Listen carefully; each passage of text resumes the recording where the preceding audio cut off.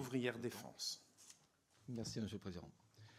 Monsieur le Président, Mesdames, Messieurs les députés, FO Défense a répondu de manière favorable à l'invitation de la représentation nationale afin de donner la parole aux organisations syndicales représentatives du ministère des Armées dans le cadre des travaux sur le projet de loi de finances pour 2026. Malgré le contexte, FO Défense reste respectueuse de cet usage républicain et profite de cette audience pour affirmer son cahier revendicatif en toute liberté et indépendance. Et, excusez-moi d'expression, mais en aucun cas dans un esprit de moine soldat. En premier lieu, FO Défense demande l'abrogation de la réforme des retraites, reculant l'âge de départ à la retraite de 64 ans et prévoyant l'allongement de la durée de la cotisation. La retraite, mère des réformes pour le patronat et mère des batailles pour Force ouvrière. Le Premier ministre annonce la suspension de la réforme Borne-Macron sur l'âge et la réforme Hollande-Touraine sur la durée de cotisation. FO reste prudente sur sa mise en œuvre et sa concrétisation pour les salariés concernés. Cette suspension pourrait-elle réparer les régressions déjà subies? Si le gouvernement a dû reculer, ce n'est pas grâce aux manœuvres politiciennes, mais grâce à la mobilisation sociale qui a su imposer ses revendications. Elle saura se mobiliser de nouveau si l'intérêt des salariés était menacé. Le PLF 2025 a été favorable à l'esprit de défense et à la modernisation de l'équipement des forces. Mais ce choix s'est fait sans valorisation des personnels civils du ministère qui restent les grands oubliés de la politique de défense. Le constat d'un réel appauvrissement des personnels civils du MINARM. FO ne cesse d'alerter sur la perte du pouvoir d'achat des agents. Un pouvoir d'achat encore diminué par la suppression de la JPA et de la perte de 10% de la rémunération en cas de maladie ordinaire. 31,5% de pouvoir d'achat perdu depuis l'an 2000 suite aux politiques d'austérité. La preuve par l'exemple s'il le faut. 20 ans de carrière pour 103 € de plus pour un catégorie C.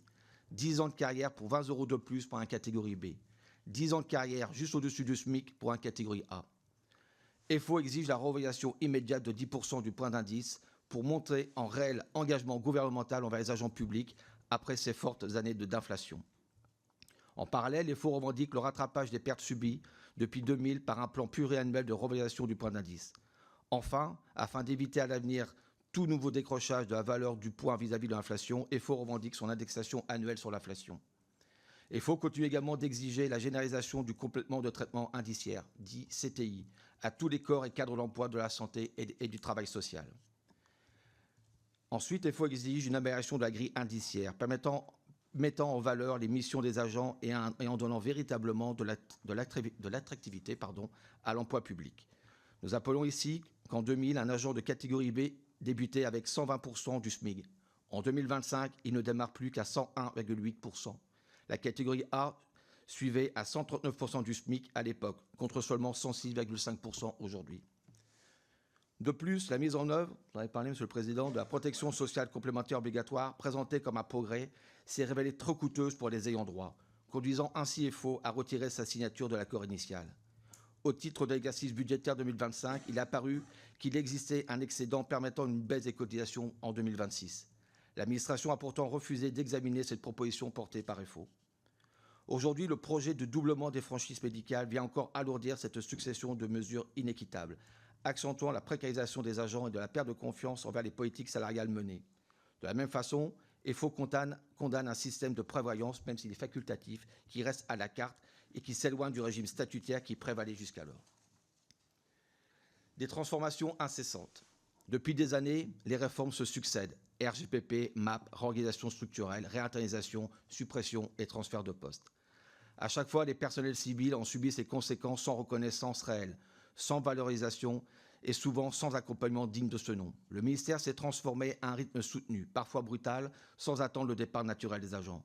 Aujourd'hui encore, à chaque comité social d'administration ministérielle, nous découvrons des arrêtés de restructuration listant des nouveaux établissements impactés.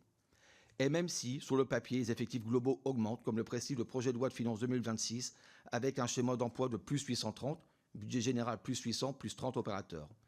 Les suppressions de postes sont réelles et se produisent notamment dans les métiers dits de soutien, laissant des agents sans affectation, désorientés, parfois en souffrance.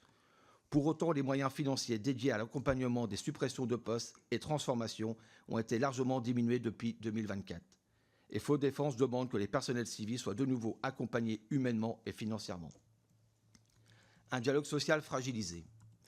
FO Défense tient à rappeler qu'un dialogue social de qualité est la condition première afin de permettre des évolutions ministérielles comprises et partagées par le plus grand nombre. Ce ministère a perdu la culture de la négociation, limitée à quelques accords cadres. Lorsque le ministre lui-même se fait absent du comité social d'administration ministérielle, le signal envoyé aux agents est négatif, même si les organisations syndicales ont été reçues au terme de multiples sollicitations. FO demande que la nouvelle ministre des Armées puisse reprendre le chemin d'un dialogue social réellement constructif. La loi de transformation de la fonction publique a considérablement détérioré le dialogue social en diminuant le champ de compétences des commissions administratives paritaires, les CAP. Nous revendiquons le retour de la globalité de leurs prérogatives. Des politiques RH éclatées et incohérentes. Nous faisons face à des politiques de ressources humaines à deux vitesses, incohérentes et fragmentées.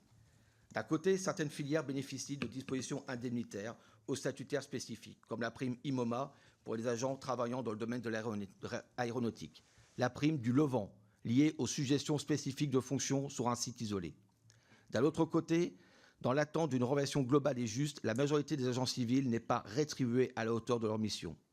Les contractuels représentent aujourd'hui près d'un quart des effectifs civils. FO Défense n'est pas opposé à la contractualisation lorsqu'elle répond à un besoin ponctuel, ce que FO appelle les niches de spécialité. Mais le recours massif aux contractuels, au détriment des titulaires, fragilise la continuité des missions et déstabilise les équipements d'un grand ministère régalien. La titularisation de ces agents, très souvent en situation de précarité, beaucoup étant en CDD, s'avère nécessaire. FO Défense revendique l'ouverture de l'organisation de concours spécifiques. Nous revendiquons l'ouverture d'un plan Sauvadet 2 pour les agents contractuels qui le souhaitent. Nous alertons aussi sur la disparition progressive des ouvriers de l'État, faute d'un recrutement ambitieux. Si rien n'est fait, c'est un pan entier du savoir-faire technique du ministère qui disparaîtra. À moyen terme, 2030, les ouvriers de l'État n'auront plus le dimensionnement nécessaire pour remplir pleinement leur mission d'expertise, nécessaire aux capacités opérationnelles des forces. Globalement, notre département ministériel a par ailleurs à sa main des politiques RH qui permettent d'améliorer les conditions de travail à cadre budgétaire constant. L'accord cadre temps de travail actuellement en négociation en est un parfait exemple. Des outils informatiques indignes d'un grand ministère. Il faut que vous soyez conscients de ce qui se passe au sein du ministère, messieurs les députés. Cela peut surprendre, mais oui, les systèmes d'information du ministère des Armées sont à la traîne. Nos outils RH sont archaïques, nos réseaux saturés. Nos agents perdent un temps considérable à pallier des dysfonctionnements quotidiens, notamment pour les GAPIeurs du ministère. C'est paradoxal, c'est même choquant pour un ministère à la pointe du domaine militaire. Il est urgent de moderniser les systèmes d'information pour permettre une gestion efficace et respectueuse des agents. La DRHMD ainsi que le nouveau commissariat du numérique doivent être particulièrement réactifs à ces sujets. Monsieur, je vois que vous avez encore 2 pages devant vous, c'est pas possible. On avait dit 4 minutes par groupe. Vous vous rendez pas compte, mais vous êtes à 8 minutes là.